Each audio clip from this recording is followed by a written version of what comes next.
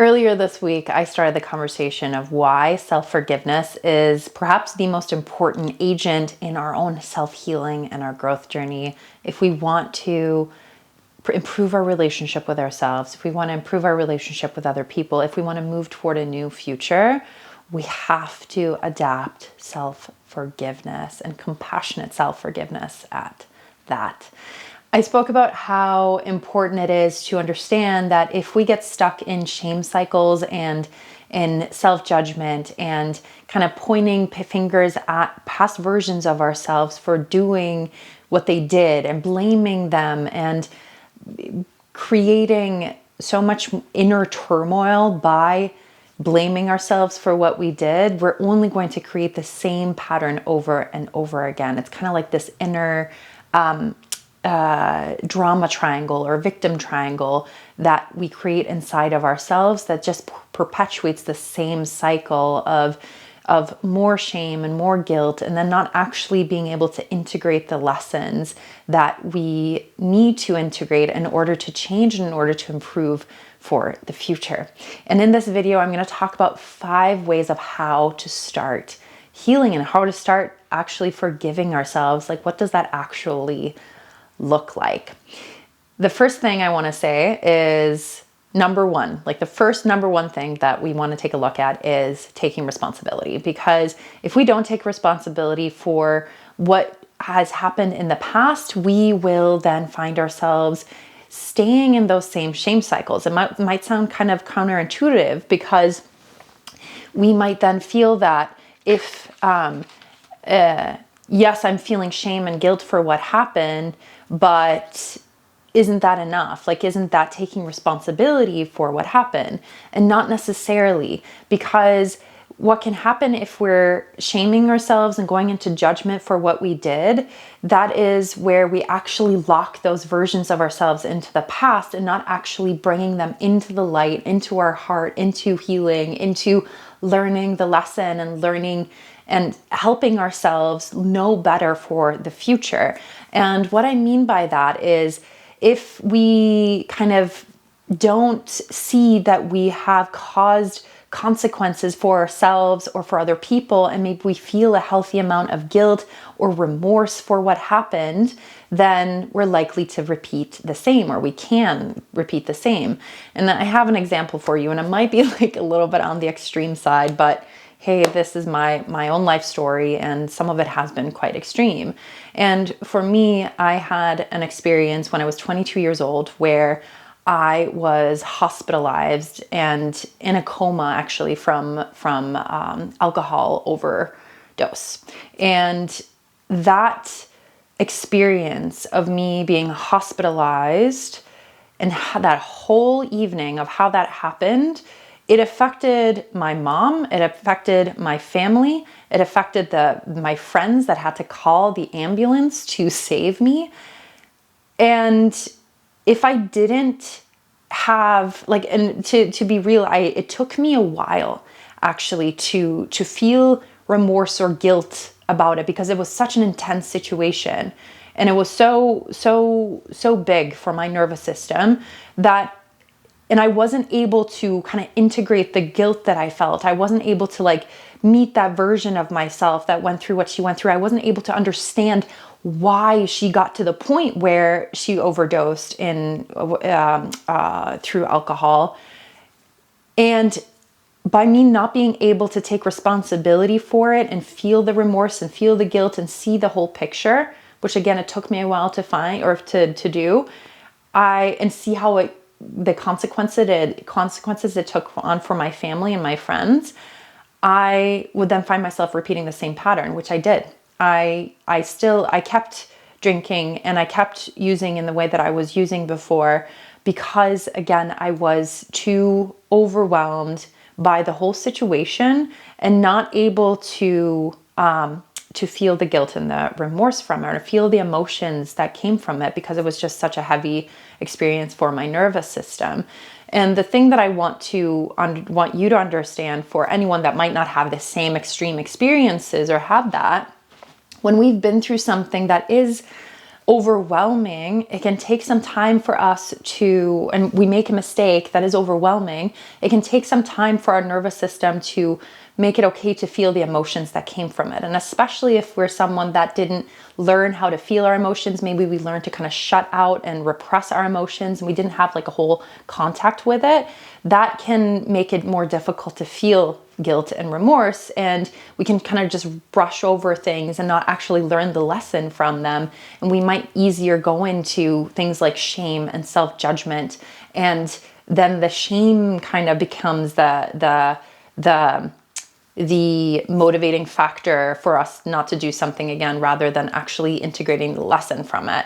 So I know that that can be a little bit complicated in a sense, but the more that we're in tune to our own emotions, and we have empathy and connection with our own emotions, which is really like a value compass. It's a moral compass that we have inside of ourselves from our souls.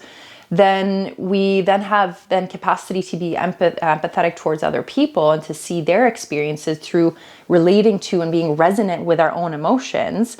And that is where we can then practice, or we can meet our things like the guilt and the remorse that we might feel.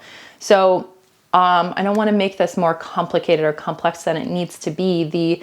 The thing that the biggest thing here is just understanding that our emotions and not being scared of our emotions is so important when it comes to self-forgiveness and healing from our mistakes. Because if we're not in tune to them, then it will be more difficult to actually understand and integrate the lessons and understand why we did the things that we did, and actually create a relationship with the versions of ourselves that did what they did, and give them compassion and forgiveness. So that was number one, taking responsibility. Number two is reframing our mistakes, or the way we look at mistakes or failures or things that we feel like we do that are not good enough. We have a tendency as humans to put things as black or white, right or wrong, good or bad. And through that separation, that dichotomy of this or that, which our mind does, then we don't have the capacity really to see the whole picture. We don't see the full spectrum of human experience, of seeing both our woundedness, seeing our potential, seeing that, you know, we did the things that we did because there were a bunch of other factors that were involved, like, for example, trauma, past trauma, or like we just weren't able to see the whole picture of the experience of how things happened. And when we can start making space for the whole spectrum of human experience, again, our whole selves, knowing that we are human and we have all these different experiences, we can then feel less likely or less pulled to putting into categories of good or bad. And we're then more able to find and reframe our experiences. Okay, this is actually a learning experience right now. What am I being taught about myself? What am I being taught about other people? What is actually the value of this experience versus it being just bad or wrong? Right? Like if we can see like, okay, this is teaching me more, teaching me to be more aware of my emotions, or this is teaching me to be more aware of other people. This is teaching me to be better communicating. This is teaching me to listen to my body's responses even more, and to listen to the needs that I have when it comes to movement, when it comes to nourishing food, when it comes to social interactions. Whatever it might be, the more we have the capacity to, again, not put things in right or wrong and categories and separation, but rather putting it into the wholeness of experience and what can we actually derive from that experience, right? So that was number two, reframing. Number three is adapting the 4 R's of forgiveness. There's a tried and true process when it comes to forgiveness for ourselves and for other people that is called the 4 R's of forgiveness. And we'll see if I actually remember all the 4 R's. Number 1 is responsibility. I already mentioned that. Number 2 is remorse and being able to feel our emotions and our guilt. And I kind of went into that as well. Number 3 is restoration. And restoration means that we kind of do the things that we have to do. We make amends. Like the example I used earlier where I had that experience with my friends and my family for what I did, and seeing the consequences led for them, I eventually had to get to a point where I made amends with them, where I had to apologize, which was scary and it was uncomfortable because I didn't even understand why I did what I did at the time. And it was actually, it was a complicated thing where I finally got to a place where I felt the emotions of it and the guilt and the remorse, and not shaming myself for it, right? Which was different, but just feeling the effects of other people. And then I was able to restore relationships through making amends and through apologizing. And it wasn't just through apologizing through other people, because in my experience, that sometimes is a little bit easier. It's easier for me to feel a lot of guilt and shame for other people, or remorse for other people, because I'm more kind of in tune that way, where I feel like a responsibility for other people, and therefore making amends and apologizing is pretty easy for me. But then the next step was apologizing for myself, or to myself, and making amends with myself, the part of myself that I really hurt, my body, my potential, my future. Even though it wasn't my fault the way things happened, they happened because it was a protective response, and I didn't, from my past, and it was shadowy stuff going on underneath the surface that I hadn't looked at. I hadn't done the inner work yet. And I had to also then forgive myself for making those actions. And that was actually more difficult for me. So restoration is making amends and doing the things that we feel we need to do, whether it's saying sorry to other people or sorry to ourselves. And that can take time. And that is not something that is supposed to be easy. It can be, but not necessarily. So allowing ourselves grace and compassion for that process is so, so important. So that was number 3 of the 4 R's of forgiveness. Number 4, the last one, is renewal. And this is where renewal is through showing a different action, doing something different than what we did before, showing that we're serious about making amends, or that we made the amends. We said we're sorry, and now we're showing it through our actions. And through that is where the renewal of the relationship with ourselves or with other people is able to flourish and to grow. So those are the 4 R's, and you can look those up. I might leave a link below so you can take a look at those even more if you feel like you need to. This is especially powerful if we are in a relationship with ourselves or with other people, and we have to do forgiveness work around that. And I believe I'm at 4 when it comes to the 4 things for ourselves when it comes how to actually forgive. 4 is to derive the lesson, right? And it kind of goes along with everything else I've said, right? Feeling the emotions, feeling what our past selves, or an understanding perhaps even why our past selves did what they did. Where did this pattern come from the past? Was I trying to protect myself in some way? And I felt like the only way I could do that was to lie, or to drink alcohol, too much of it and often, or was to self-preserve in some way. Maybe I've been overworking so hard that sleeping throughout the weekend, or watching Netflix over the weekend and not doing anything else is all I have capacity for, because my body is exhausted. And I actually need to learn the lesson of balance, and not pushing myself too hard, and creating space for my body to rest and restore and to heal throughout the week, so I'm not constantly stressed out and then ending up in disassociative states through binge watching Netflix and not being connected, which is okay, by the way. And when we do it consciously and we allow ourselves for it, but if we're doing it unconsciously and as a kind of a protective response, then it's something that we want to look at. So again, learning the lesson of it can also be what is this actually teaching me as a whole, as a human being? How am I actually becoming a better human from this? How am I going to be more of service to other people through this? Did I hurt someone so bad in the past that it taught me the lesson of being able to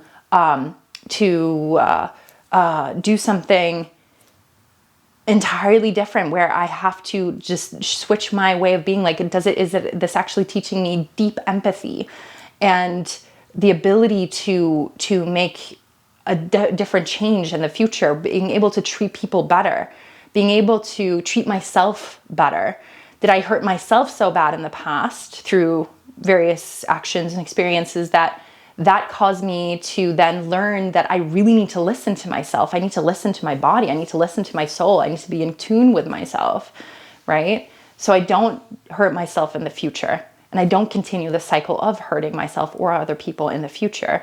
What is the lesson? And you can go into like, what is the spiritual lesson in this, right?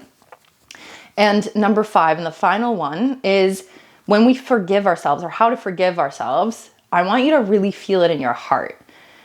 When you forgive yourself for something, it can be something like, just to take an example right now, if you've done something that you feel like it wasn't good enough, like either today or yesterday or this week, and you bring up that version of yourself that did the thing that they did. Maybe they didn't pay a bill on time. Maybe they didn't pick up the thing that your partner wanted, and then you feel guilty for that, and you didn't forgive yourself for that yet, or whatever it might be. You didn't go to the gym to say that the same way you would. Didn't go to bed when you said you would, right? Bringing up that version of yourself from today or the other day, and then just offering that part of yourself compassion from the space of your heart, and offering that version of yourself forgiveness from the space of your heart. And notice how that's actually different from saying it from your mind, but like through the connection of your heart, offering that version of yourself forgiveness. I forgive you for that action, for doing what you did. And feeling it here. It is through the alchemy of our heart, essentially, through our heart space, that we're able to make that kind of embodied change, and that embodied feeling of relief and forgiveness and clearing of shame, that the change can actually happen on an embodied level versus then just from the head. So I hope that these 5 points were helpful for you, these 5 steps to more for self-forgiveness. I want you as a practice to forgive yourself for the next, I don't know, let's say 2 weeks, 14 days. You offer yourself forgiveness as a practice daily, multiple times daily. Not as a way to bypass or to not take responsibility, but as a way to offer yourself atonement and amendments for, yes, I forgive you. Yes, I see that you could have done something differently here, and I forgive you for that. And I learned from that. We're going to do better next time. That's okay. We're going to be kind to ourselves through this. And doing that, remembering to do that on a daily basis, oftentimes daily, can bring on some radical changes for you. So if anything landed here, I'd love to hear from you in the comments. If you're curious about one-to-one work together, I do free consultations where we can chat if one-to-one work over a period of time would be something that would be supportive for you. And I'll leave that information down below. I hope that you take so much care of yourself, and I will see you in the next video.